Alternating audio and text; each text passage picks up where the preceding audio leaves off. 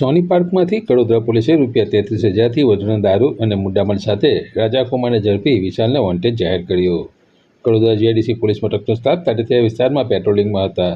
દરમિયાન એએસઆઈ સુરેશભાઈ ચીમનભાઈને બાતમી મળી હતી કે મૂળ બિહારના અને હાલ તાટેતરીયા સોની પાર્ક એક અરવિંદ કાકાની બિલ્ડિંગમાં ચોથા માળે રૂમ નંબર 302માં રહેતા 21 વર્ષીય રાજાકુમાર રામકૃષ્ણ રાય મોટી માત્રામાં વિદેશી દારૂનો જથ્થો સંતાડી વેચાણ કરી રહ્યો છે તેવી ચોક્કસ બાતમીવાળી જગ્યાએ પહોંચી રેડ કરતા વગર પાસ પરમિટનો ભારતીય બનાવટની વિદેશી દારૂની બોટલો નંગ 161 જેની કિંમત ₹27,250 તથા દારૂના વેચાણના રોકડા રૂપિયા મોબાઈલ ફોન નંગ 1 મળી કુલ ₹33,500ના દારૂ અને મુદ્દામાલ સાથે રાજાકુમાર રામકૃષ્ણ રાય ઝડપાઈ ગયાની માહિતી શનિવારે સવારે 7 વાગે પ્રાપ્ત થઈ।